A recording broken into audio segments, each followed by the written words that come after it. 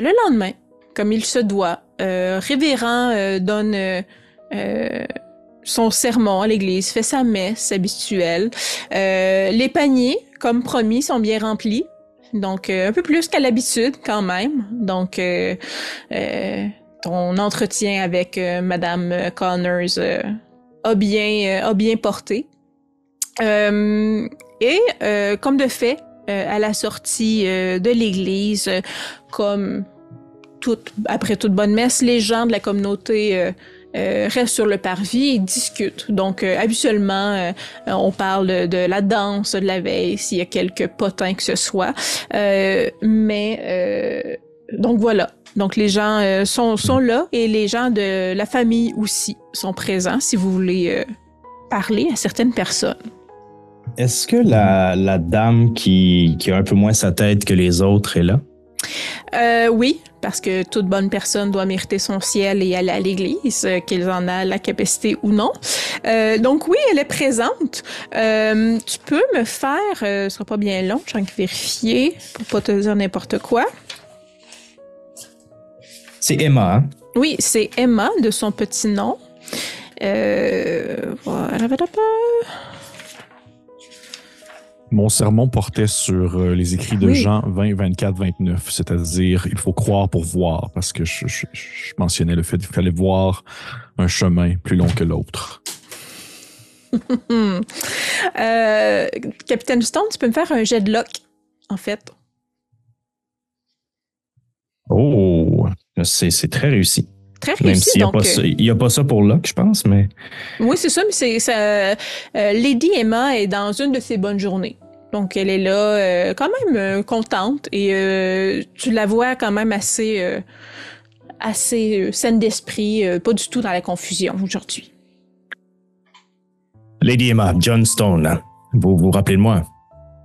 Je ne crois pas, mais je me rappelle pas beaucoup de gens de ces temps-ci. Vous êtes de la région? Je défends notre patrie contre les attaques de Napoléon. Oh, très bien. Alors, bien enchanté de faire votre connaissance. Également, j'ai beaucoup entendu parler de vous, madame. Oui? Oui, dans les meilleurs termes. Je voudrais vous poser quelques questions. Vous avez habité le manoir Northlake depuis la majorité de votre vie, n'est-ce pas? Depuis mon mariage avec Feu Edmond, oui. Avez-vous souvent parcouru, vous savez, ce long corridor au premier étage qui semble plus âgé que les autres pièces?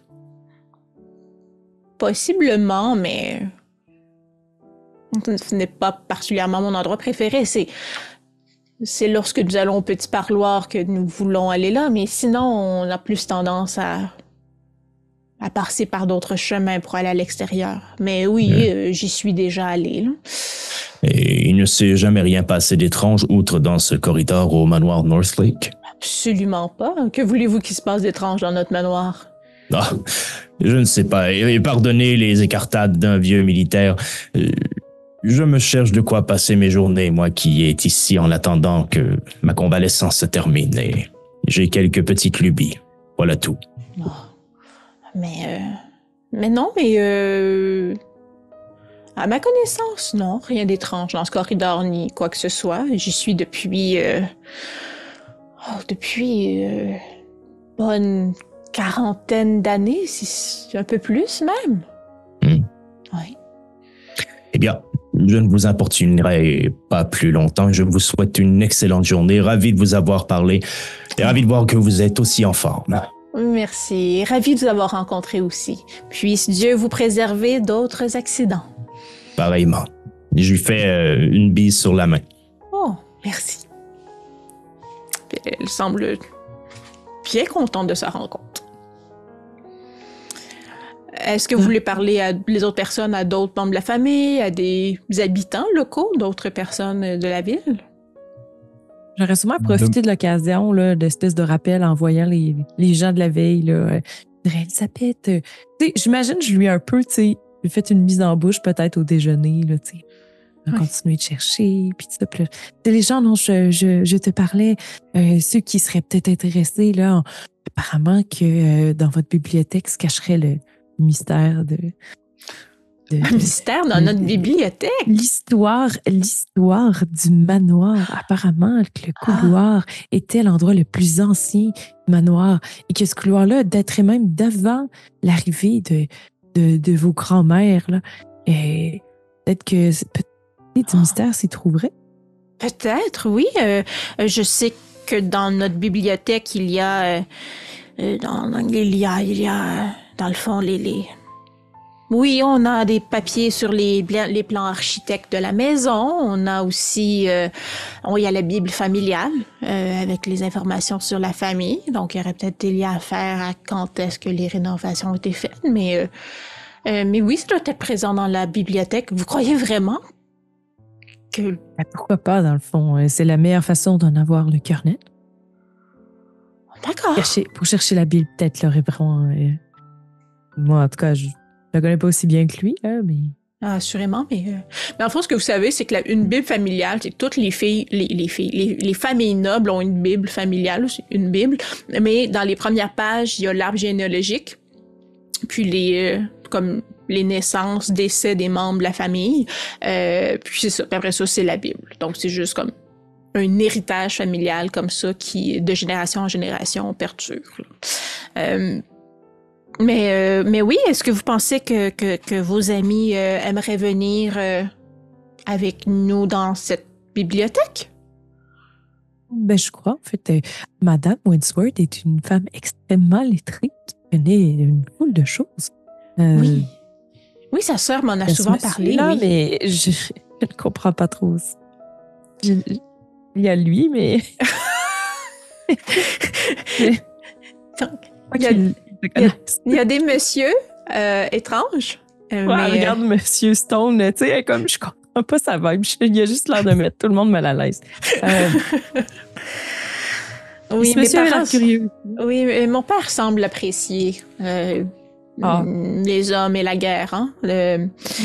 Mais oui, en fait, dès que vous voulez, il n'y a aucun problème. Vous pouvez passer après le goûter, là, sans problème, en après-midi.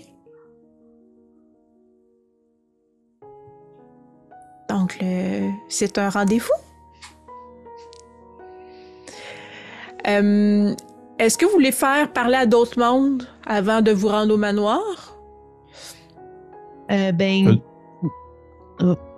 Non, vas-y.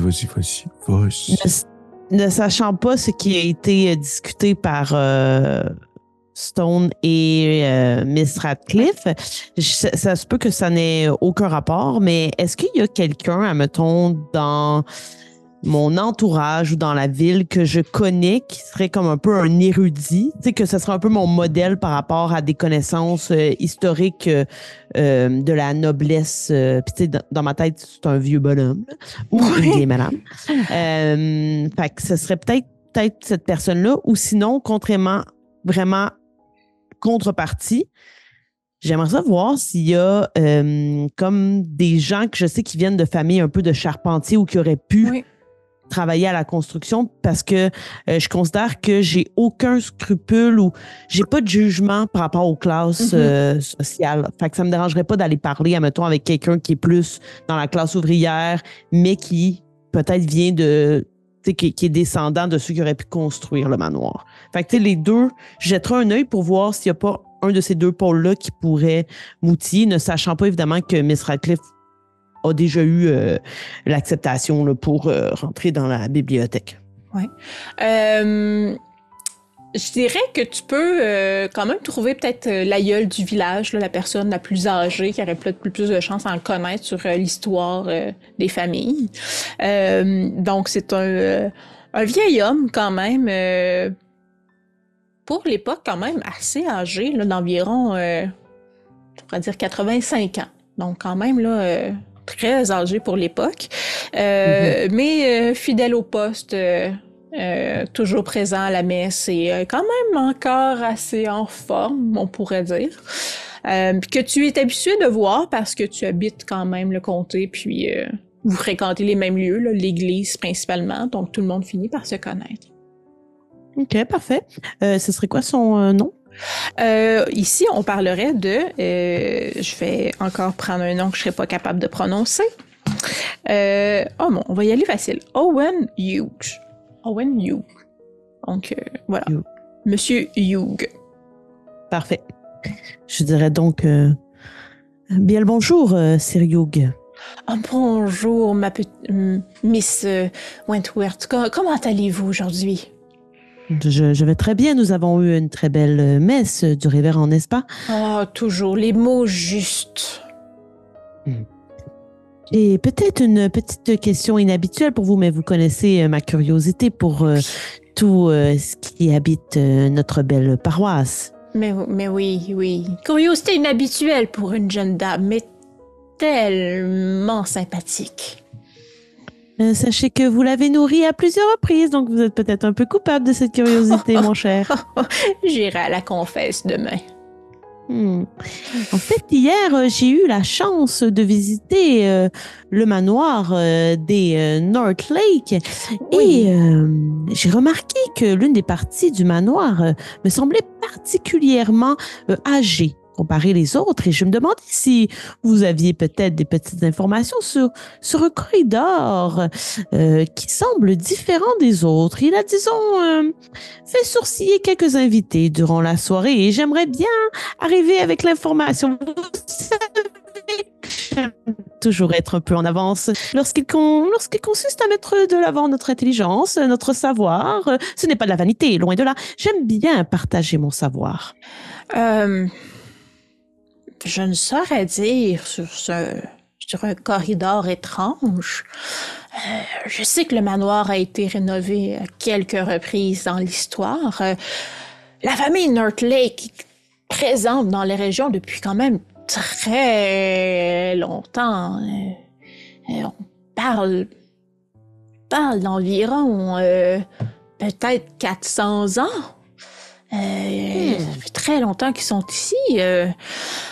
Il semblerait, et les rumeurs disent qu'ils viennent, les mauvaises langues diraient de la plèbe, mais ils n'ont pas toujours fait partie de la noblesse. C'était une famille marchande qui aurait, je crois que c'est dans le commerce de pierres précieuses. Je crois qu'ils ont fait leur argent. Mais ça fait longtemps, hein, depuis qu'ils ont les titres de noblesse, vous savez, on n'a pas le droit de travailler lorsqu'on est noble, alors ils ont arrêté, mais je crois que c'est là qu'ils ont fait leur argent, du moins, c'est ce que les rumeurs disent. Donc ils ont tout le temps été les plus riches dans le comté, ce qui explique un peu les rénovations au fil du temps, mais ça doit faire plus de 100 ans que le manoir n'a pas été rénové. Au moins. Dans tous les cas, il n'a pas besoin de rénovation. Il est encore très au goût du jour, je peux vous le dire, d'après ma visite d'hier. Hier, je dormais. Vous savez, on se fait vieux. Le bon Dieu est pas pressé de venir me chercher. Oui, il peut prendre encore son temps. Je crois que vous avez encore beaucoup à m'apprendre, mon cher. Vous êtes trop fine. Merci une fois de plus de ces informations précieuses. Ce fut un plaisir. Plaisir partagé. Donc, vous regroupez, j'imagine, faire vos plans pour aller visiter le manoir après le goûter, lors du dîner. Révérend, tu te joins naturellement à eux, j'imagine? Oui, absolument. Puis en fait, si je peux me permettre, pendant l'échange après la messe, mon objectif n'était pas nécessairement de me mêler à une conversation plutôt que d'écouter, voir si d'autres personnes parlaient de cette fameuse situation. Tu sais, par hasard, les jeunes, justement, qui ont comme eu un certain intérêt à ça au courant de la veille. Et si oui, de tenter de retourner la conversation ailleurs pour essayer d'un peu diluer ça dans différents échanges pour que on soit pas trop nécessairement à avoir le nez fourré là-dedans. Là. OK. Je dirais que les jeunes qui étaient présents, ça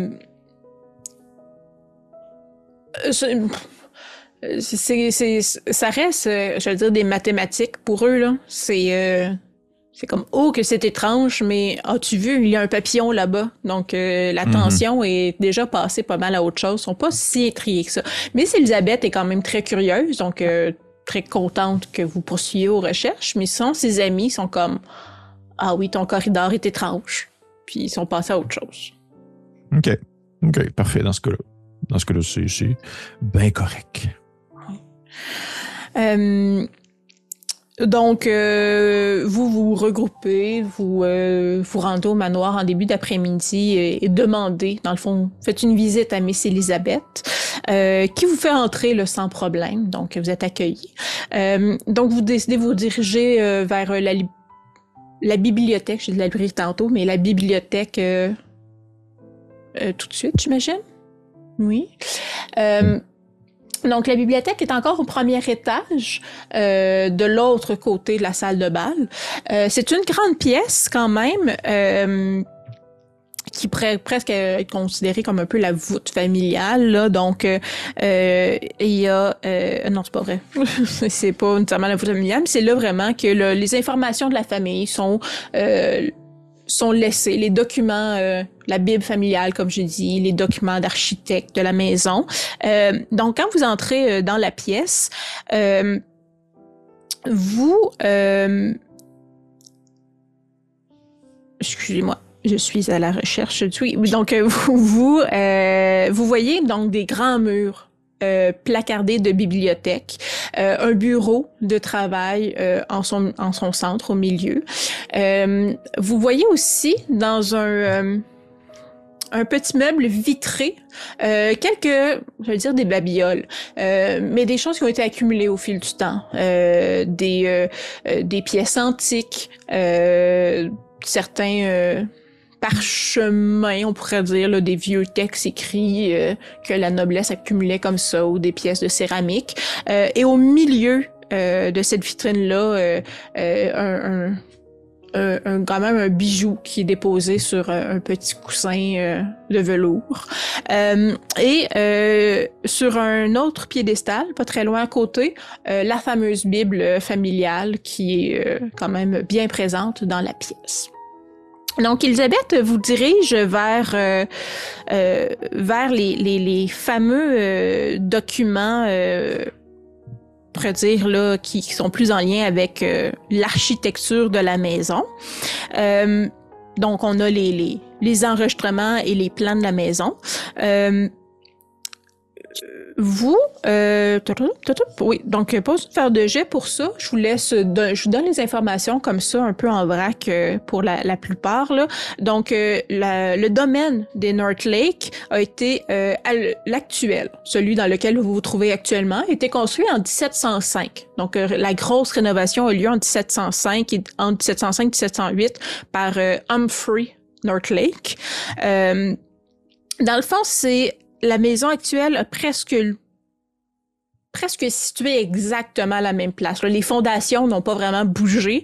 Et il y a vraiment juste une partie de la maison initiale qui a été démolie pour construire le manoir actuel. Donc, il y a une partie plus vieille qui est restée intacte.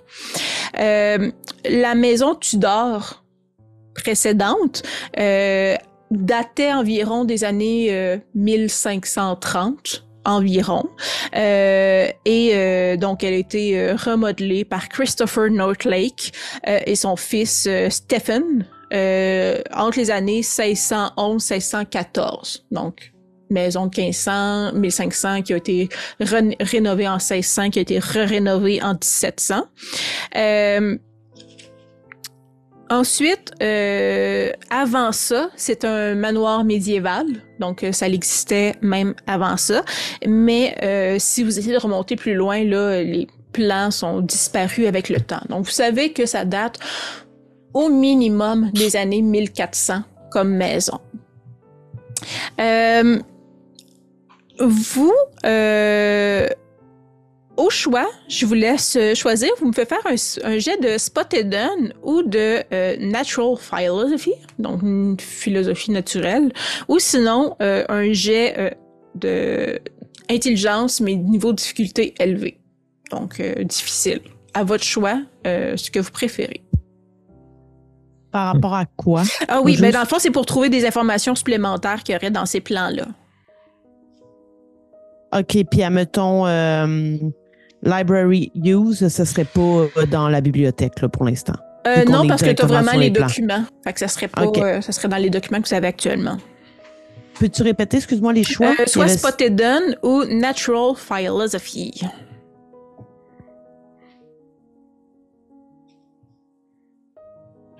Pépé, t'as la micro fermée. Oui, désolé. De mon côté, je vais y aller avec J'entends Natural Philosophy. OK. Moi, je suis allé avec Spot Hidden et j'ai un succès. Parfait. Spot Hidden aussi? Ouais. J'ai un succès, mais je sais pas c'est quoi là, les marges. Non, Fait que- tu as juste besoin d'un succès, là, c'est pas difficile OK, pour Spot parfait. Hidden. Le Spot Hidden aussi. OK, parfait. Puis, Monsieur Révérend? J'ai un succès pile. Dans le fond, j'ai eu 30 sur 30. Dans Natural Philosophy. Dans le fond, vous remarquez, en regardant les différents plans, en passant les plans un après l'autre, que autant la maison Tudor des années 1530, les rénovations des années 1600 et la maison actuelle qui date des années 1700, donc ils ont les 3 sets de plans, en fait, partagent tous 2 caractéristiques identiques.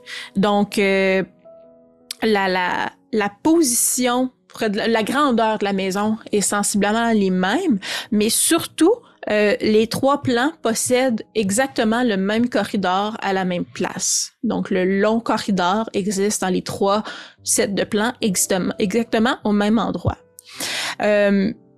Donc, ça confirme la croyance que vous avez entendue, là, que le long corridor est probablement la pièce ou l'endroit le plus vieux de la maison, n'ayant jamais bougé.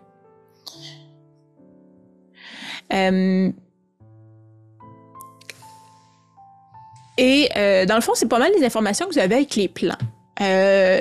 Comme Miss Elisabeth vous montra un peu dans la bibliothèque, là, vous avez sinon la vitrine avec des babioles un peu, et vous avez la Bible familiale. Si je ne m'abuse, Madame Connor, je pense à qui j'ai parlé. Oui. Vous avez parlé peut-être même d'un ouvrage sur l'histoire de la maison, où elle parlait des plans. Elle parlait des plans, oui. Ah. Mais l'histoire de la famille, ça, c'est la Bible. Ouais. Moi, je serais curieux, vu qu'on a entendu tantôt, si Georgiana nous l'a dit, qui ont fait leur fortune dans les bijoux, dans les pierres précieuses. Tu as dit tantôt qu'il y avait un bijou spécifiquement qui était dans une vitre. Oui. Donc, puis, dans la vitrine... Je me demandais si... je serais curieux d'aller le voir, puis je me demandais si, parce que je suis bon en histoire, je me demandais si je serais capable, avec le bijou, de voir de quand il daterait ou d'où ça viendrait, ou s'il y a quelque chose de particulier par rapport à ce bijou-là. Parfait. Fait que oui, la vitrine, comme je disais, là, il y a comme plein de choses à l'intérieur. Il y a des petits fossiles, des géodes, et en son centre, donc c'est une broche qui est au milieu, qui fait environ 9 cm de diamètre, là, donc quand même une bonne broche. Donc, c'est 2 cercles concentriques, deux anneaux, on pourrait dire concentriques, tenus ensemble par une forme de croix à l'arrière. C'est fait d'or avec plusieurs gemmes, donc pierres précieuses dessus, et une grosse pierre précieuse, oui, en son centre. Donc, il y a un petit écriteau sous le coussin sur lequel repose le joyau, qui écrit dans le fond le joyau North Lake, circa 12e, 13e siècle, et dans le fond, en tout petit en dessous, Osbert Norlac m'a fait, ainsi je l'ai fait. Donc, je sais que Miss Georgiana a des connaissances en français. Nous, on parle tous français, là, c'est peut-être facile, mais elle, particulièrement, elle peut facilement vous dire le Norlac, c'est le français de Northlake, donc c'est probablement un ancêtre de la famille actuelle.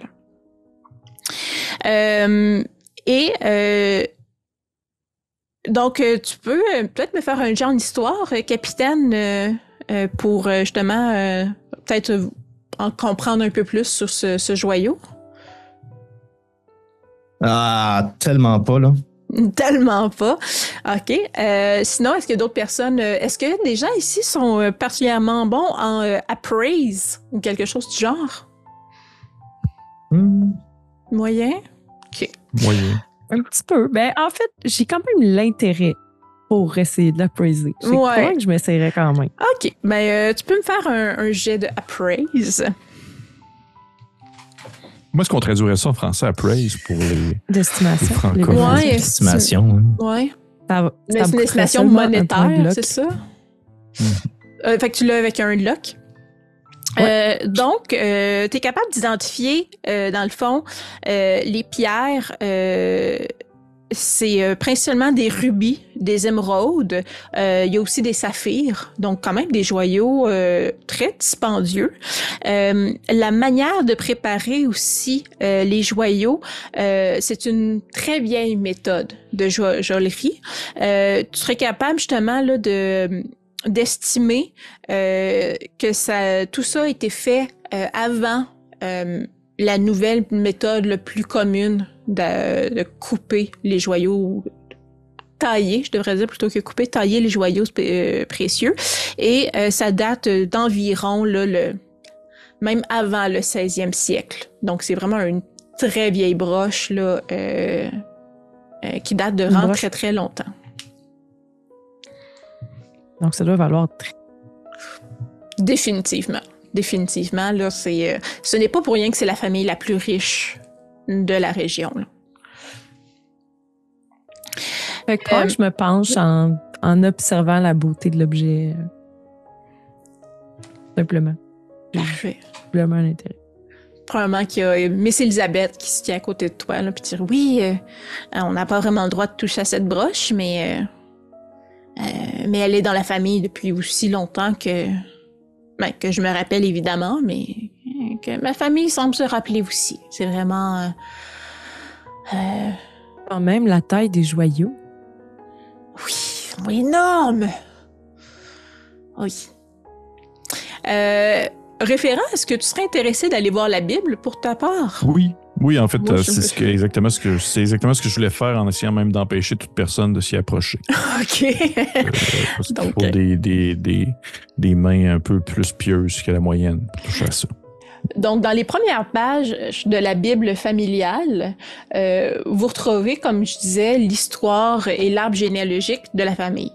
Donc, vous avez une page qui décrit les naissances et les décès des principaux membres de la famille, là, pour que je vous incite à faire agrandir le plus possible l'image, là, parce que c'est pas écrit gros. Mais donc, vous avez ça, les premiers-nés, les décès les plus communs. Et sur l'autre image, vous avez un arbre généalogique. Donc, un des ancêtres les plus anciens de la famille est à la base du tronc et on voit dans le fond le chemin souvent des descendants, souvent les premiers fils ou du moins ceux qui ont hérité le manoir là, jusqu'à la branche en haut où on voit Élisabeth. Donc ça, c'est dans les premières pages de la Bible, puis c'est vraiment connu à l'époque, là, c'est vraiment une tradition de toutes les familles nobles d'avoir une Bible familiale comme ça.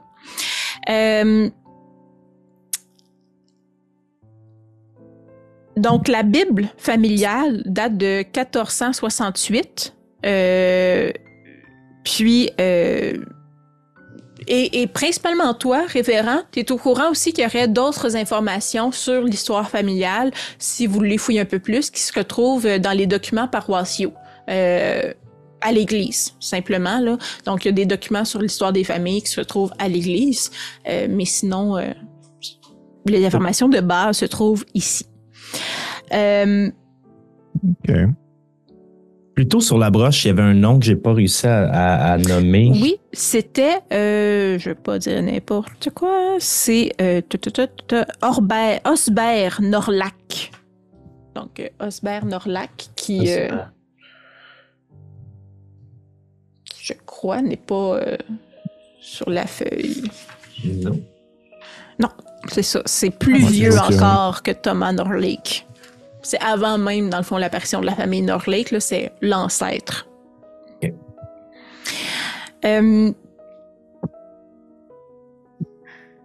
Vous... Je vois qu'il y a un Toulouse Norlake. Ça... Toulouse? Non, c'est pas vrai. C'est ça, c'est normal, ce petit monsieur-là. Ouais. Vous pouvez me faire... Oui, vas-y. Vous pouvez faire... Non, vas-y. OK, parfait. Vous pouvez me faire, parce que tantôt on en parlait, là, des jets d'histoire, ceux qui sont compétents en histoire, ou sinon, vous pouvez peut-être faire un jet d'étiquette si vous n'êtes pas bon en histoire, pour comprendre un peu ces documents-là.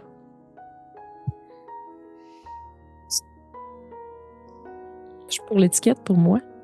OK. C'est égalité, je sais pas si... Oui, ça fonctionne. Non?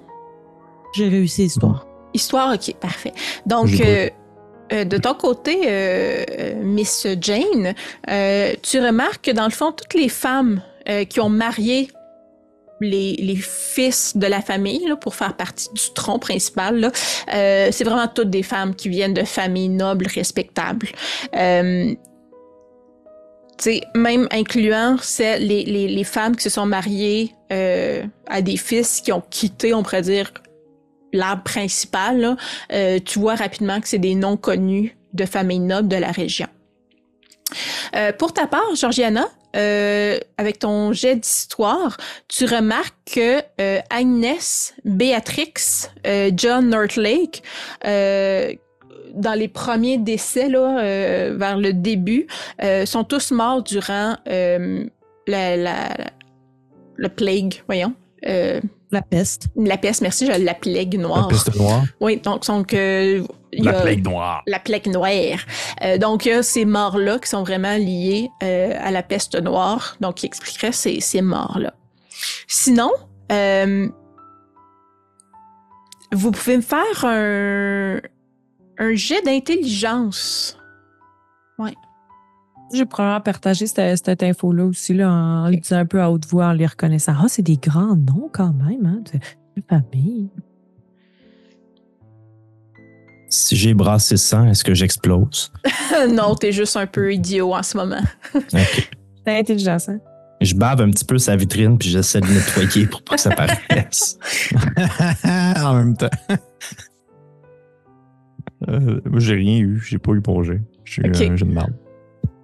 T'as bien intelligence? Oui, intelligence. Ça, c'est réussi. C'est réussi. Et Georgiana? Non. Non, OK. Donc, tu remarques quand même, en posant les yeux là-dessus, voyons, Miss Jane, que les premiers-nés de la famille, dans le fond, surtout quand on regarde la liste de noms de naissance et de mariage et de décès, que les premiers-nés de la famille, à chaque 100 ans, meurent. Donc, en 1513, il y a un décès. En 1613, il y a un décès. En 1713, il y a un autre décès. Puis à chaque fois, c'est les premiers-nés de la famille. Fait que probablement, peut-être qu'il ne faut pas juste le déclarer comme ça parce que je le recherche. C'est un peu comme « Ah, c'est macabre. » Peut-être que je pense que j'ai vu le révérend, tu sais, être un peu fan des qui aimaient les calculs et les mystères. Regardez, avez-vous remarqué? Puis là, peut-être je te pointe. Des enfants qui meurent aux 100 ans. Toujours le premier. Oui, mais c'est là. Non, à partir du moment qu'ils sont baptisés, il n'y a rien de macabre. C'est simplement la volonté de Dieu. Mais elle est très précise. Oui, elle est très précise. Parfois, il est miséricorde. Mais que voulez-vous? Effectivement, au fond, oui, je vais vous avouer que c'est quand même assez particulier. À chaque 100 ans pile, est-ce que... En fait, j'ai aucune idée. Il est pas spécifié, par exemple. J'imagine qu'à ces années-là, il mettait pas comme l'heure de la mort. Il n'était pas comme mort à 2 heures de l'après-midi. Non, mais tu saurais, dans les documents paroissiaux, que souvent les causes des décès vont être indiquées. Là, tu sais, ça fait 100 ans, la dernière fois, tu sais. On est en 1813. Puis les dernières fois, c'était... 1713. Oui, effectivement. Effectivement. Je pense que je prendrai quand même le temps, lorsque je pourrais, aller voir les documents paroissiens, voir mort à 6 mois, j'essaie de voir si les autres sont morts à 14. Donc, il n'y a pas d'âge qui sont spécifiques. Ça semble vraiment être simplement la volonté du Seigneur, mais je prendrai tout de même le temps d'aller vérifier les documents. Dis-je avec genre une grosse goutte de sueur sur le front en faisant comme « c'est bien bizarre, ça tabarnak ». Peut-être que je me tournais vers toi pour avoir un peu de réconfort, puis là, je suis pas très à l'aise. Non, parce que j'ai pas du tout de réconfort à offrir. Là. Oui, est-ce qu'on a tous accès à cette information ou ça se passe seulement entre Miss Radcliffe et le révérend? Vous êtes tous autour de la Bible, là. Vous entendez tous qu'est-ce qui se passe. Est-ce que, puis peut-être j'essaierais que le révérend ne m'entende pas, j'irais plus vers Miss Radcliffe et là je serais comme, est-ce que cela voudrait dire que Elisabeth serait la prochaine? Je pense que les mots viennent pas, tu sais. Puis là, je regarde peut-être le révérend, tu sais, parce qu'on faut pas qu'on pense comme ça, tu sais, fait que j'ai l'air mal à l'aise. Je n'oserais dire. Y croyez-vous? Eh bien, c'est effectivement très étrange comme coïncidence. Probablement que Georgiana, là, elle doit pas le dire ben, mais c'est sûrement pas la plus pieuse. Même si à cette époque, tout le monde ou presque l'est. L'athéisme est déjà quand même en train de naître là, au 19e siècle. Et je dirais que Georgiana se penche plus vers le raisonnement et la logique que vers la spiritualité. Fait que, comme elle trouve ça extrêmement étrange, puis elle sait que Miss Radcliffe est amie là, avec Elisabeth quand même, donc c'est un peu inquiétant. Là. J'imagine qu'on chuchote en regardant Elisabeth. Oui, c'est vrai, elle est là à côté, puis pendant que Stone nous regarde, elle.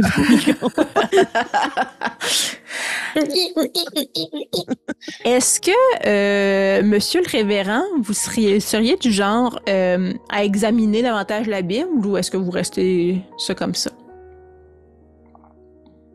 Je vérifierais peut-être juste, on va dire, tu sais, les particularités plus techniques de l'objet en soi. Là, est-ce qu'il est fait avec de la peau humaine? Est-ce que genre toutes les petites. Non, mais tous les petits détails du genre le revers, là, est-ce qu'il y a des annotations particulières? Y a-t-il des gens qui ont comme genre barré le mot Dieu partout dedans? Des choses comme ça. Là. Parfait. Donc, tu prends la Bible, tu l'examines. À l'exception des 2 premières pages, où il y a ces informations-là, tout est écrit en latin, comme il se doit, pour être certain qu'on comprenne pas ce qu'on écrit. Sinon, une belle reliure, une belle Bible riche. Je feuillette un peu les pages. Il n'y a rien d'écrit à l'intérieur de la Bible en soi, sauf quand tu arrives à la fin. Si tu prends la Bible à l'envers et tu l'ouvres, dans le fond, la dernière page, il y a le texte suivant que je vous fais parvenir et que je vais lire à nos auditeurs. Donc, écrit à la main. Je confesse mon péché ici, dans la Sainte Bible, afin que Dieu voie mon crime et pardonne à mon âme sans valeur. J'ai vu l'autel noir et j'ai versé dessus le sang le plus précieux.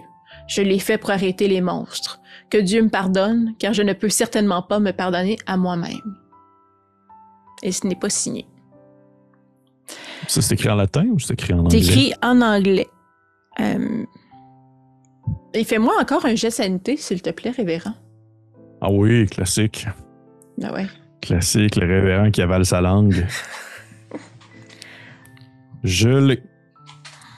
Parfait. Donc, tout va bien. Un corridor beaucoup trop long. Quelqu'un qui écrit des notes ayant versé le sang sur un autel, qui veut se faire pardonner par Dieu. Mais Tout va bien. Okay, je pense que je tournerais la note en direction de M. Stone en ayant le réflexe de me dire que c'est un monsieur militaire un peu comme de sang-froid, puis il va peut-être pas comme réagir de façon volatile à l'information. Puis je fais comme genre lisez ceci, M. Stone. Je fends la Bible avec mon sabre. Non, c'est pas vrai.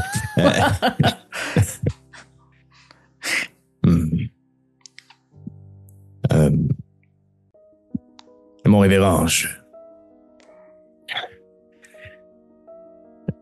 bien que tout cela soit extrêmement étrange, nous sommes mis devant des faits qui nous forcent à pousser plus loin notre enquête. À partir de ce stade, vous ne verrez pas en moi quelqu'un qui reculera, mais bien quelqu'un qui essaiera de se rendre au bout de cette histoire, peu importe le prix. Je comprends très bien ce que vous dites, mais ne pensez-vous pas qu'il serait temps, vu ce genre d'information, cette espèce de confession que je dirais tout de même assez répréhensible et qui pourrait représenter beaucoup de choses pour l'institution familiale qui possède cette Bible, de peut-être être au courant de ce genre d'informations? Bon, certes leur demander, mais si c'est écrit à l'intérieur de la Bible depuis tout ce temps, j'imagine que quelqu'un l'aurait vu avant nous. Laissez-vous sous-entendre qu'ils le savent? Laissez-vous sous-entendre que nous devons questionner des gens? Peut-être. Mesdemoiselles, regardez ce qu'il y a à la fin de cette Bible. Un message qui laisse prévoir rien de bon, si je peux me permettre le terme. Voyez qu'il y a une histoire de problème de l'esprit dans des tourments de l'âme dans cette famille? Eh bien, assurément, à la vue de cette information, assurément que je serais porté à dire que certains des individus de cette famille auraient possiblement certaines défaillances au niveau soit de la religion ou même tout simplement de leur croyance envers le bon Dieu. Mais en même temps, la personne qui a écrit cette lettre laissait sous-entendre qu'il donnait ainsi qu'elle confessait son péché au Dieu. Donc, elle tentait de s'expier elle-même du vilain, mais reste à voir si d'autres personnes ont continué dans cette avenue ou s'ils se sont tous retournés vers des cieux un peu plus clairs. Juste par curiosité, Kim, je me pose la question, étant justement de ces gens qui... Je m'occupe de la paroisse et je m'occupe des confessions et je m'occupe des messes du dimanche et tout ça. Est-ce qu'il y a des membres de la famille qui systématiquement ne sont pas présents aux messes du dimanche? Tout le monde est tout le temps là, fait la prière, donne de l'argent, vont à la confesse. Donc, de bons chrétiens. OK. Vous posez la question. Oui, c'est une très bonne question. Ah oui. Cette note, elle a été écrite à la main? Oui. Est-ce que, je sais pas, tu sais, moi qui est vraiment experte dans les livres et tout ça, là, est-ce qu'il y aurait moyen avec l'encre, avec à quel point ça a été imbibé, d'essayer de dater, mettons? Quand est-ce que ça aurait pu être? On peut essayer. Est-ce que tu aurais une statistique à me proposer? Il y en a tellement. Ouais. Appraise, peut-être? Je sais pas. Ça, histoire. Puis je te permettrais peut-être library use, parce qu'il y a quand même des vieux documents d'époque qui ont été écrits à la main. Puis donc, si tu lis des vieux documents, tu peux être habitué. C'est ma stat la plus élevée. Fait que c'est sûr que moi, je le prendrais, mais je suis pas pire en histoire aussi. OK, mais on va y aller pour library use. Par principe que les vieux documents d'époque étaient quand même écrits encore... oui, l'imprimerie existe, là, mais il y a encore beaucoup de choses écrites à la main. Donc, ouais, tu peux utiliser ça. Je vais utiliser de la log pour l'avoir. OK. Oh. Tu dirais que cette note-là, bon, date, mais date tout au plus une trentaine d'années, à peu près. C'est pas comme un écrit monastique là, qui date de 400 ans. Là. Ça n'a pas été écrit hier, il n'y a pas de taches récentes d'encre. C'est vraiment séché, un peu... c'est l'encre, sans dire que c'est dissipé avec le temps. Là, donc, c'est relativement récent dans l'histoire de la famille quand on sait qu'il y a des choses de la maison qui datent des années 1500, mais ça n'a pas été écrit par Élisabeth ou quelqu'un de son âge, là. Vraiment pas. OK, mais quand même, ça aurait pu être écrit par quelqu'un qui est encore en vie. Là, attends, j'ai dit 30 ans, mais je vais vérifier. Je veux pas t'avoir... Peut-être que je t'ai induit en erreur. 2 secondes. OK. On va pas... 2000 ans. Non. Il y a une petite nuance, là, mais... ce sera pas long. Voyons.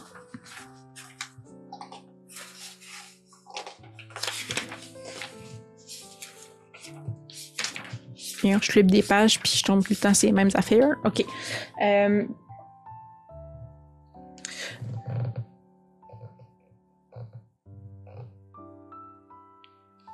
Non, c'est quand même plus vieux. Excuse-moi, je t'ai induit en erreur. C'est pas 30 ans. C'est pas monastique, genre, ça date pas de 1500, mais ça date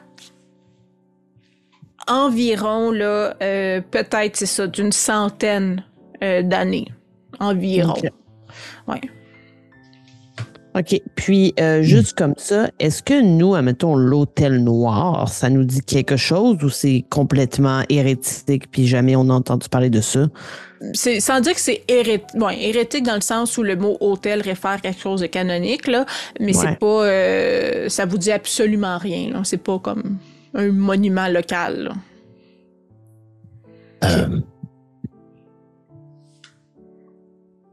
Les amis, si on assemble toutes les informations que nous venons de découvrir, des gens qui meurent à chaque 100 ans, les premiers-nés, sang versé sur une autel, pourrions-nous en déduire que Miss Elizabeth est en danger de... Regardez par là, jeune fille! C'est un peu En fait, ça, ouais. Ça. elle dans la pièce, mais elle vous écoute plus, ça fait longtemps. Elle trouve ça plate. Elle aime danser pis ces choses-là, là, fait que elle est en train de checker d'autres choses. Là. J'ai l'impression que ces enfants ont été sacrifiés. Effectivement, c'est un peu l'impression que ça me donne aussi. Et ainsi, j'irai rapidement vérifier disons, à l'église les mentions officielles de la mort de ceux qui sont décédés à toutes les 100 ans, afin de vérifier de quelle manière ils sont morts. Parce qu'il y a peut-être soit une certaine consistance dans les méthodes et s'il est possible de peut-être éviter c'est une problématique, ça mettons, ils sont tous tombés en bas des escaliers ou ils sont tous été tombés malades. Il y a peut-être des actions que nous pourrions prendre pour tenter de limiter les risques par la suite. Comme c'est la Bible familiale, n'est-il pas logique d'en déduire que ces sacrifices pourraient même être commis par des gens de la même famille? Oh. À ce moment-là, Elisabeth, c'est ça, comme je disais, elle s'ennuie, elle vous écoute pas vraiment, mais elle commence à te tirer un peu sur ta manche, Jane. Puis juste, veux-tu retourner dans le corridor avec moi? Penses-tu que ça l'a encore grandi? Penses-tu que c'est encore... Peut-être qu'il est redevenu normal, le corridor? Quand on va aller voir le corridor pendant qu'il regarde, puis sûrement que je le regarde, pendant qu'il lise encore et qu'il réfléchisse à haute voix. Qu'il parle de ta mort. Donc, elle se dirige avec toi. Dans l'optique, ouais, c'est ça, on va l'amener un peu plus loin, là. Donc, elle se dirigerait vers le long corridor habituel. Est-ce que vous avez d'autres discussions? Est-ce que vous voulez observer d'autres choses dans la pièce? Ou est-ce que vous voulez accompagner Miss Elizabeth et pas Miss Elizabeth, mais Miss Elizabeth et Miss Shane dans le corridor? En fait, juste pour savoir, est-ce que l'église est loin de où est-ce qu'on est présentement? C'est les voisins, en fait. Ça sera pas long de retourner à l'église. OK. Je vais simplement vous dire, je vous retrouve d'ici 1 heure, puis je vais partir en courant. En marchant à une vitesse respectable pour un homme de ma stature. C'est bon. Donc, marche vite. Est-ce qu'il y en a qui veulent accompagner le révérend ou est-ce que vous allez tous avec Miss Jane? En quittant, peut-être que je dis justement, parce que là, je viens d'allumer, puis je suis genre, on va aller voir les gros verrous des portes là qui sont assez solides pour tenir des monstres.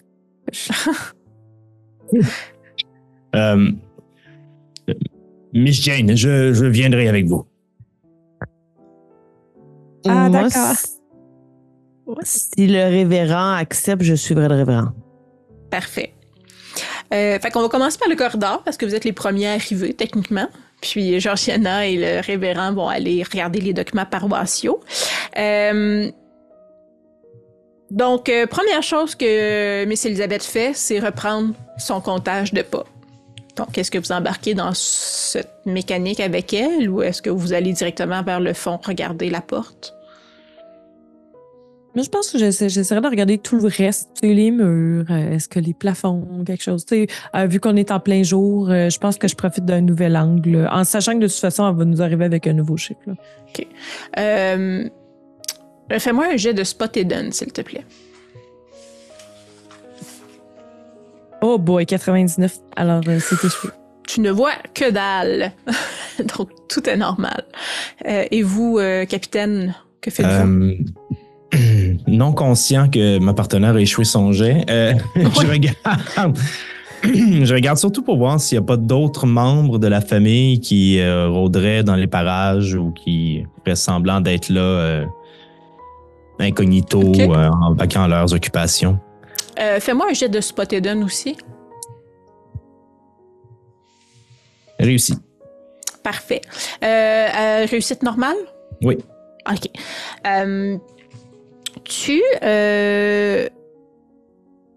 Tu ne vois pas de membres de la famille. Tu vois quelquefois des domestiques passer dans le parloir parce que les autres passent par le corridor des domestiques. Mais sinon, soit la famille est affairée à l'extérieur de la maison dans des visites dans d'autres familles ou sinon s'occuper quelques doigts d'autres sur le terrain, mais tu ne vois pas personne vraiment dans la maison, là, à part Miss Elisabeth qui est avec vous. Alors, je ferai donc mon devoir militaire et je me rapprocherai de Miss Elisabeth pour m'assurer qu'il lui arrive rien. Parfait. Donc, elle est là à compter ses pas et comme de fait, comme Miss Jane l'a présenté, le corridor mesure encore, semble-t-il, 3 mètres de plus que la veille.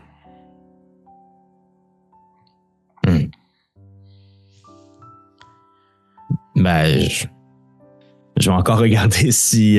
puis est-ce que, en réaction à la veille, est-ce que je remarque une différence dans le corridor, encore une fois? Est-ce que je remarque cette distance causée par l'espace entre les tableaux, ou le nombre de tableaux? Ou le... Non! Non. C'est comme si rien avait changé, outre le fait qu'elle prenait plus de pas pour passer d'une extrémité à l'autre. Et là-dessus, parce que tu l'as mentionné, je vais te demander de faire un jet de sanité. Hot. Oh, enfin. La folie. Oh, et j'échoue. Ah, mais tu vas perdre 1 de sanité. Donc, on est relax en ce moment. Et donc, pendant que vous êtes là à compter les pas, à se rendre compte que le corridor est plus grand, le révérend et Miss Georgiana arrivent au local paroissial où il y a les documents, en fait, là, les enregistrements paroissiaux des citoyens. Donc, vous ressortez, dans le fond, les documents de la famille. C'est principalement ce que vous cherchez. Mais je pense que j'en profiterai quand même pour questionner le révérend. Oui. Je ne crois pas que vous allez pouvoir me donner une réponse, mais tout de même, il y avait des mots importants dans le message que nous avons trouvé. On y fait tout de même mention d'une âme sans valeur, d'un autel noir, de sang versé. Est-ce que cela évoque quelque chose dans vos connaissances sur le malin? Absolument. C'est absolument les propos de quelqu'un qui a perdu la foi en Dieu et qui s'est tourné vers le mal. Mais sinon, Kim, est-ce qu'il y aurait des références directes que je pourrais aller chercher dans mes connaissances ecclésiastiques ou même à la limite historiques dans ce milieu-là, concernant vraiment spécifiquement? Ouais, je te ferai pas rouler parce que même si tu ne rien. Il y a comme non, il n'y a pas de culte quelconque là, qui dit ah oui, l'hôtel noir, ça me dit quoi? Ça te dit absolument rien. Là. Mm-hmm. OK. Ben, je vais quand même faire semblant comme si ça me disait quelque chose. Fait que oui, je vais faire. Oui, c'est absolument une référence au mal, au vilain. Ça demeure assez générique, je dois avouer, alors que dans certaines circonstances, ce qu'on pourrait nommer Lucifer, Satan ou encore Belzébuth pourrait être représenté par d'autres choses qu'un autel noir et du sang versé. Mais oui, assurément que cette personne avait avait des croyances qui étaient, disons, peu compatibles avec l'Église chrétienne. Est-ce que ça vous dit quelque chose? Non, pas du tout. Ne vous méprenez pas, mais est-ce que la famille Northlake est connue pour avoir fricoté avec des forces obscures? A priori, non. Du moins de ce que je sais, depuis que j'habite dans les environs. Ça ne fait pas non plus des générations que ma famille est installée dans le coin, donc peut-être qu'il y aurait des notes à retrouver parmi les anciens vicaires qui s'occupaient de l'Église, mais je pense que ça leur été le genre d'information que j'aurais eu en ma possession lorsque j'ai pris commande de l'endroit, si je peux me permettre. Mais ça vaut peut-être la peine de s'y pencher et de fouiller un peu. Oh oui, ça vaut toujours la peine de se pencher sur les livres, révérend. Oui, surtout quand c'est la Bible. Je vais aller fouiller. En fait, moi, je vais chercher les informations concernant les manières officielles dont, comment est-ce que les gens sont décédés. Oui. Surtout ceux qui sont morts tous les 100 ans. Parfait. Ben, en fait, c'est tous les documents paroissiaux, c'est comme un peu l'histoire des familles et des mariages et des décès, mais un peu plus en détail. Parce que vous l'avez déjà découvert, vous voyez effectivement qu'à chaque 100 ans, on pourrait dire la tête ou l'enfant aîné descendant de la famille Northlake décède. C'est pas les seuls morts d'enfants dans la famille, on s'entend, là, les morts, c'est plutôt commun aussi pour l'époque, mais des morts à des intervalles aussi réguliers, que ça soit la personne la plus âgée, c'est quand même suspect. Ça, vous faites pas le nier.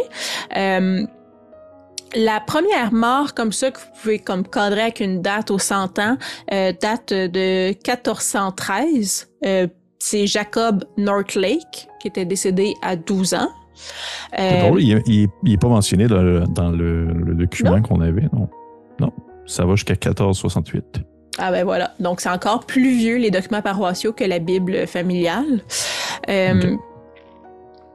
Ensuite, Walter Northlake, en septembre 1513, à l'âge de 14 ans.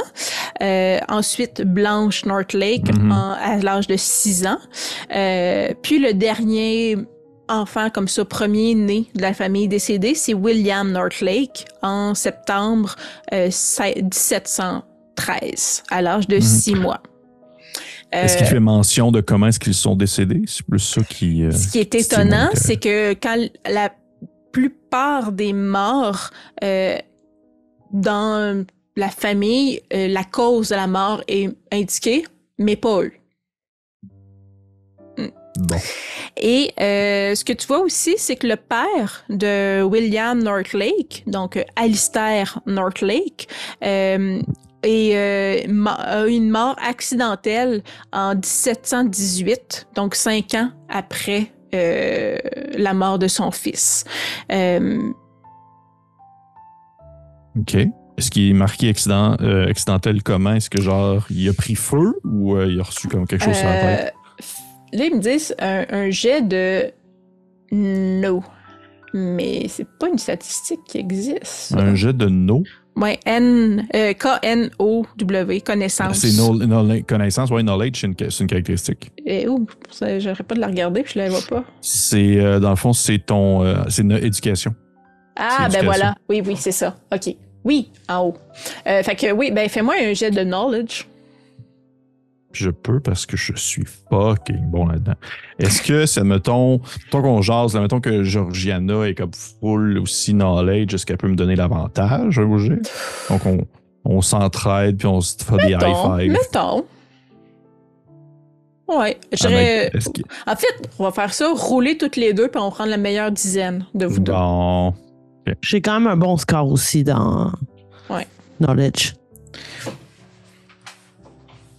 Oh, j'ai eu 28, moi. Oh shit. J'ai eu 20. Donc les deux, vous encore vous en jeune. rendez compte. En fait, les Ouais, deux, vous le c'est sûr. savez. On le dit en même temps. Oh, boulou, boulou. Quand on marque une mort accidentelle de cette manière-là dans les ouvrages paroissiaux, la plupart du temps, c'est une manière plutôt discrète de dire qu'il s'agit d'un suicide. Mais Ah, ça mon se dit pas. Fait qu'on l'écrit Ok. pas. Puis peux-tu me rappeler c'était quoi la date? En 1718. Fait qu'on serait dans la centaine d'années. Genre.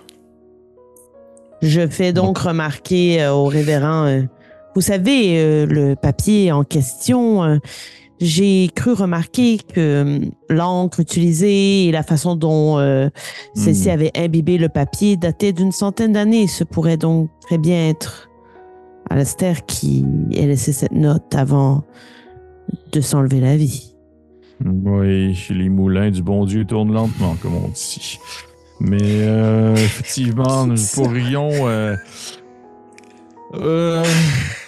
hey, c'est un vrai proverbe français. Ok? Moi, je cherche mes références à les places. OK. Est-ce que vous penserez... Vous êtes environ 100 ans. OK. Est-ce que cet homme en question, c'était comme la tête dirigeante de la famille à ce moment-là, Kim, je me trompe pas? Oui. Oui, puis quand Ok. il est décédé, dans le fond, c'est son fils Edmund, si je me trompe pas, qui a hérité du manoir. Je veux pas dire n'importe quoi encore une fois, mais si je me trompe pas, c'est ça. Quand Alistair est décédé, c'est Edmund qui a le pris. Bon. C'est pas Peut-être. Ouais, Robert? attendez un petit peu. C'est ça, je vois de mémoire, là. J'ai pas l'arbre familial devant les yeux. Edmund Robert? Ouais, Alistair, quand il est décédé, c'est allé à Robert, ouais. Puis le fils de Robert, c'est Edmund, qui est le père de James. Fait que, ouais, il y a eu une génération entre les deux, là. Dans le fond, c'est... Ok. C'est l'arrière-grand-père de James, Alistair. Puis il n'y a personne de vivant, mettons qu'on le regarde là, il n'y a personne de vivant encore aujourd'hui qui a connu ce monsieur-là. Là. Non, Moins- parce qu'il il est décédé en 1718, puis Sarah, qui est ouais, la c'est plus ça. vieille, est née en 1742. OK. Il y aurait peut-être, mettons que nous savons possiblement ou assurément que l'identité de la personne qui aurait écrit ce message, il y aurait peut-être possible d'aller chercher d'autres informations concernant ce qui l'a mené au suicide.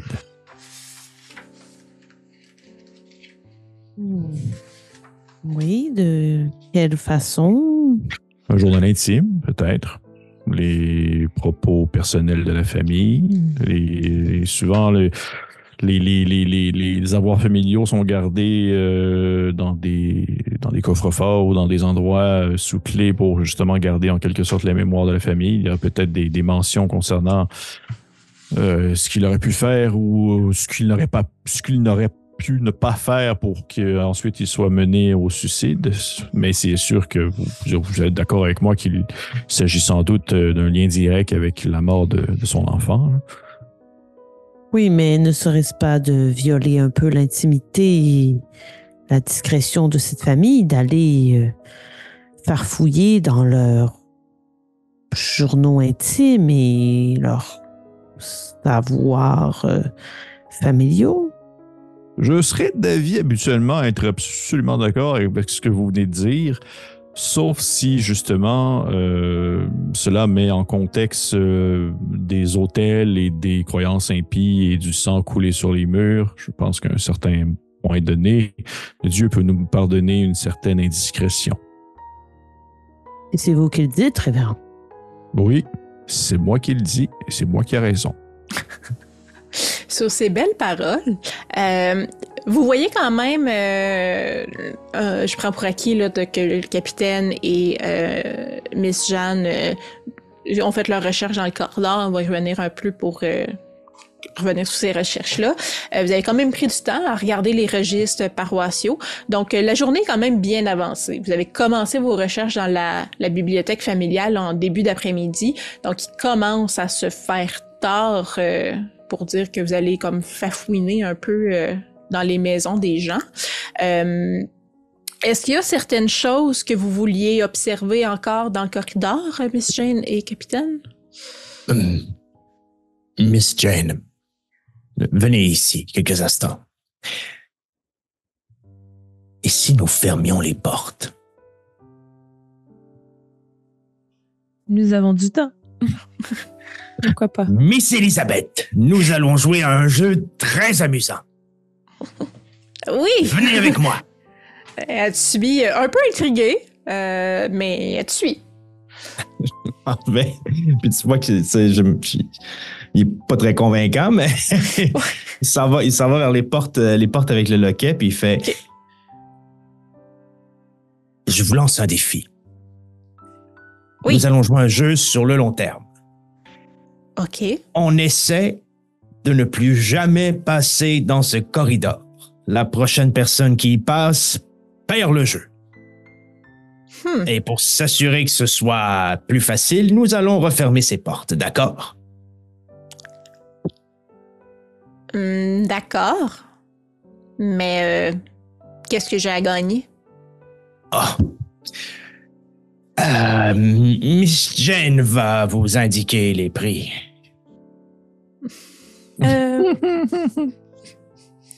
Il va devoir chaperonner une sortie en ville.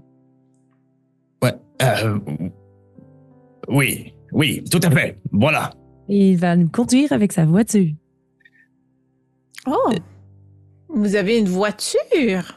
Avez-vous une voiture? Ah, j'ai certainement un cheval. Tiens, j'ai Il une va nous idée. conduire.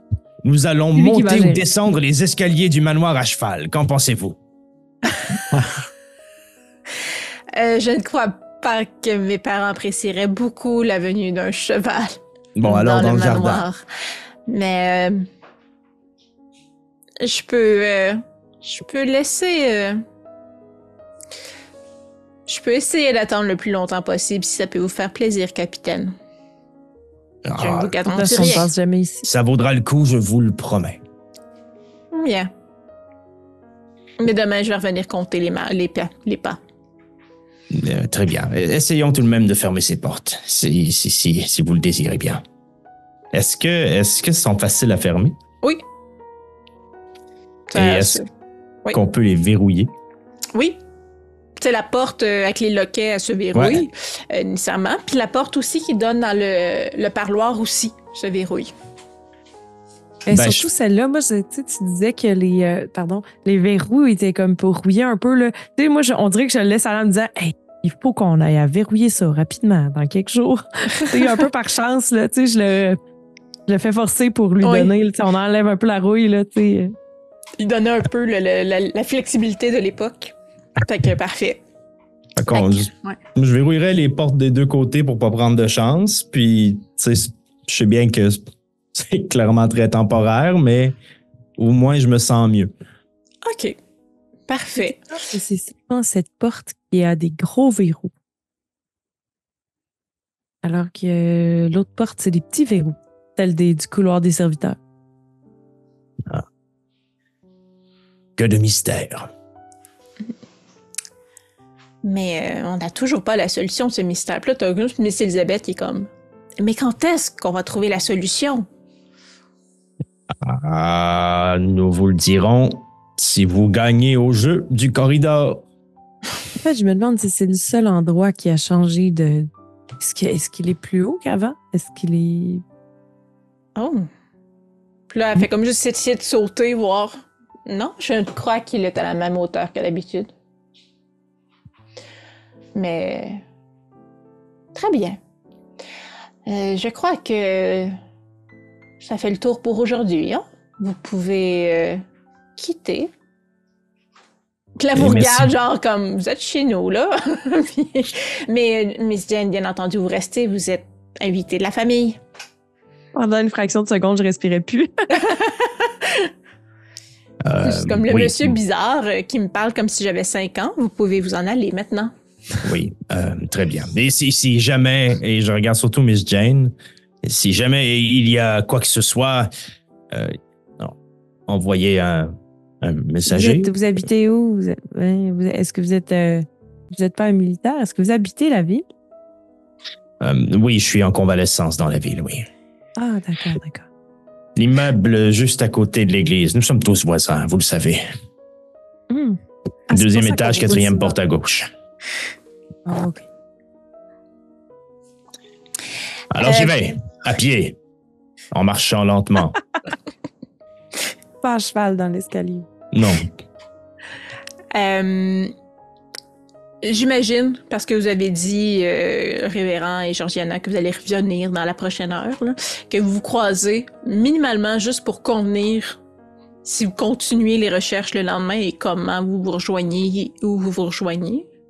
Mhm. Je crois que j'accompagne M. Stone à la sortie, comme ça on peut partager nos informations. Parfait. Donc, votre première impression, si on considère que vous partagez tout ça ensemble, ce serait le lendemain matin ou avant midi, de commencer par quoi? Bonne question. Je vous lance la balle à ce sujet. Ben là, moi, c'est sûr que la piste de Alistair, ça me semble être la plus parlante.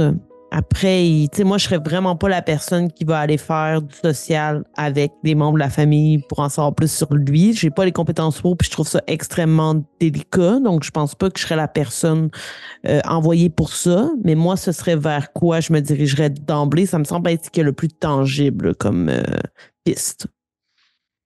Je suis très à l'aise de leur parler, mais je n'ai pas toutes tes idées pour les questions. Je viendrai avec vous. Si besoin, je pourrais garder la conversation tournée vers des éléments plus acceptables socialement et sous le regard de Dieu. Je surveillerai de près et de loin le père, étant donné que ce que vous nous avez amené comme information indique que le père aurait probablement commis l'irréparable. Mais je garderai un œil sur le reste de la famille aussi. Si c'est possible, je questionnerai plus subtilement du monde Sir James pour voir s'il y a des changements dans son attitude. Bonne idée. Je me demandais, là, par rapport à... Vous avez bien dit que Walter était décédé en septembre, comme nous en septembre. Oui. Oui, un sentiment d'urgence. Effectivement, il fait froid. Vous avez raison. Alors, ça voudrait dire qu'on n'a pas beaucoup de temps pour régler ça. Si sont précis ou 100 ans, ça doit être à une même période d'année. Je vous avoue que mon inquiétude est de laisser Miss Elizabeth dans cette demeure. Pourrions valider la date exacte au cimetière aussi? Est-ce que les tombes sont encore là? Ils ont une voûte familiale, non? Oui. Nous pourrions avoir les dates exactes. Oui, je pourrais aller vérifier pour être sûr ce soir avant de dormir et vous revenir avec l'information demain. De toute façon, Miss Jane, vous restez proche de la famille et ainsi vous pouvez garder des yeux sur la jeune femme. Et peut-être suis-je trop intense, mais tant qu'à aller au fond des choses, n'y aurait-il pas façon d'aller vérifier? Et désolé, mon révérend, d'aller dans cette direction, mais d'aller vérifier dans la chambre des maîtres s'il n'y aurait pas des journaux, des écrits, des indications qui nous laisseraient penser que les parents d'Élisabeth sont au courant de la chose. Oh! Laissez sous-entendre un vol. Non, les choses pourraient rester comme elles sont, mais une invasion à domicile, peut-être, serait un terme plus exact. Passons l'accord du révérend. Je Mais vais c'est le faire comme révérend. si je n'avais rien entendu et vous faites ce que vous semblez être bon de faire. Alors, vous dites qu'il faudrait aller vérifier dans la chambre des maîtres pour des journaux? Eh bien, Je dis que vous faites ce que vous voulez. Non, mais Et oui. on se reverra à la paroisse pour expier vos péchés de long et en large. très bien, mon révérend. Donc, la journée termine sur cette bonne idée. Révérend, est-ce que tu voulais vraiment aller seul vérifier la voûte familiale au cimetière ou tu voulais attendre le lendemain? Ben, en fait, je vais y aller quand, dans le fond, on va tous se séparer pour aller chacun dans dans notre chez-soi. Je vais aller à la voûte familiale. OK. On va dire que c'est maintenant que ça se passe. Oh, OK. Ouais, c'est ça. Donc, révérend, tu te rends à la voûte familiale. Oui. Dans le fond, c'est c'est assez standard dans les familles nobles. Donc, une espèce de petit mausoléum avec les tombeaux des différents membres de la famille. C'est une partie, dans le fond, un peu à l'écart dans le cimetière derrière l'église. Dans le fond, c'est quand même connu comme endroit. Là. C'est pas secret, la voûte familiale, la famille Northlake, mais c'est pas non plus touristique, on s'entend. Donc, tu possèdes la clé, étant le révérend de l'endroit. Donc, c'est toi qui es responsable des différentes voûtes des familles. Ce sera pas long. Donc, à l'intérieur de la voûte, c'est quand même assez sombre. On est à la tombée du jour. Donc, c'est un moment quand même assez glauque d'aller vérifier la voûte familiale. C'est une voûte toute en pierre avec quand même des tombeaux principaux au sol. Puis sinon, c'est vraiment comme dans les murs des espaces là, avec une porte de pierre où sont, rangés, où sont disposés les cadavres, avec à chaque fois les dates et des personnes décédées. Donc, c'est des petites niches, justement, contenant les restes des membres de la famille. Si tu me fais-moi un spot hidden. Bien entendu, avec plaisir. Je vais essayer de spotter les morts. Je l'ai une réussite normale. C'est pas incroyable, c'est pas poche. Donc, tu remarques, en fait, que toutes les personnes qui sont nées, qui sont pas nées, mais qui sont décédées, donc les 4-5 personnes là, décédées en 1513, 1613, 713, n'ont pas d'ossuaire. Donc, n'ont pas de lieu où leurs restes sont dans la voûte familiale. Ils n'ont pas de plaque mémoriale non plus. Mon premier réflexe, ça serait de croire qu'ils sont morts dans un incendie, qui aurait été, ça a été comme mis dans des... ou que leurs corps n'ont jamais été retrouvés, là, des choses comme ça. En fait, c'est la raison la plus commune et la plus logique, c'est que quand il n'y a pas d'ossuaire, c'est parce qu'il n'y a pas de corps enterré. Donc, c'est la raison la plus commune. Fais-moi un jet de psychologie. Bien entendu, je puisse décortiquer les morts. Je l'ai pas. Non? Tu prends pas de peu. Je vais prendre des points de luck. Oui, okay. On a ça. Hein. Ben, on va avoir une réussite normale. OK. Ouais. Dans ton travail de révérend, t'es quand même habitué d'accompagner les familles dans le deuil.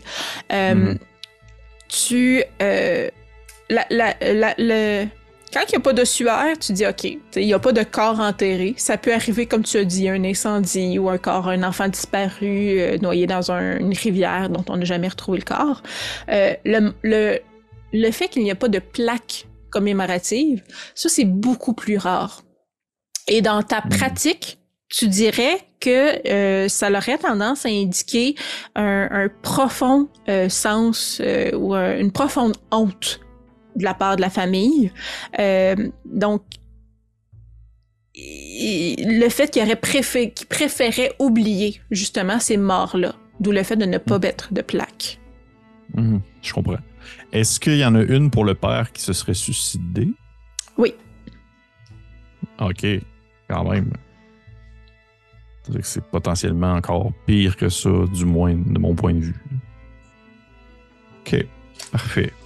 Ainsi, je regarde aux alentours, je check le crucifix à l'envers, je vais retourner de bord. Parfait. Donc, tu te rediriges vers ton église, mais surtout la petite maison jointe à l'église où tu demeures. Oui. Et la nuit passe et Miss Jane, tu habites en fait la maison North Lake, ce que j'ai tendance à oublier, mais au milieu de la nuit, je dirais, tu es réveillée par un grand cri. Une femme, un cri d'une domestique, vraiment qui s'époumonne à plein poumon au premier étage. Donc, toi, ta chambre est au 2e étage. Donc, que fais-tu? Et je pense que sachant tout ce qui se passe, je m'accourrais pour voir ce qui se passe, peut-être en gardant certaines distances, mais pour voir. OK. Donc, tu vois Sir James arriver sur place un peu avant toi, l'homme de la maison, et qui accourt auprès d'une domestique là, qui est en panique, qui dit avoir vu... dans le fond, elle était dans le corridor des domestiques, elle s'en allait vers... dans le fond, elle allait dans le parloir et vers la maison. Et donc, rendue dans le parloir, dit avoir vu une forme énorme, immense, c'est relatif, là, dans le dit corridor, parce que les domestiques ont ouvert la porte, parce qu'eux, vous n'avaient pas fait promettre de débarrer la porte, de ne pas ouvrir la porte. Et donc, elle aurait vu une forme là. Et elle a crié, et donc elle a pris peur, et ce qu'elle appelle la bête aurait fui vers le fond, vers le jardin, et aurait défoncé la porte qui mène vers le jardin. Et tu vois au fond du corridor, là, du coin de l'œil, tu vois vraiment la porte battante là, qui a été défoncée et qui est grande ouverte maintenant. Donc, le père croit pas vraiment qu'il y a une bête qui était dans le corridor, mais la famille est relativement inquiète, pensant qu'il y aurait peut-être eu un brigand, un voleur, qui serait rentré dans la maison, dans le fond, puis que c'est ce que la domestique aurait vu. Le père était-tu déjà habillé? Parce que je me dis, moi, j'ai couru. Ça veut dire qu'il dormait pas s'il était là avant moi. Est-ce que c'est il est arrivé probablement... Tu disais qu'il était un peu en retrait. Il courait devant toi. Là. Il sortait. Dans le fond, si on regarde le plan de la maison... On est suspicieux, je voulais au moins clarifier ça. Oui, c'est ça. Donc, le plan de la maison, la chambre des maîtres est de l'autre côté. Dans le fond, toi, t'as pas la chambre d'invité à côté de la chambre des maîtres. T'es comme l'autre bord de la maison. Mais il est arrivé du 2e étage, descendre les escaliers à peu près au même moment que toi. Là. Donc... Le père, Sir James, essaie de calmer tout le monde. Bon, c'est le plein milieu de la nuit. Tout le monde, retournez vous coucher. Indique aux domestiques de barricader la porte arrière pour pas la laisser grande et ouverte en plein milieu de la nuit. Encore là, indique aux domestiques de calmer Martha, la domestique qui est en panique. Et semble vouloir diriger tout le monde à aller se recoucher. C'est ce que tu fais? Peut-être probablement que je regarde par la fenêtre pendant une bonne heure, probablement avant d'être capable de retourner me coucher.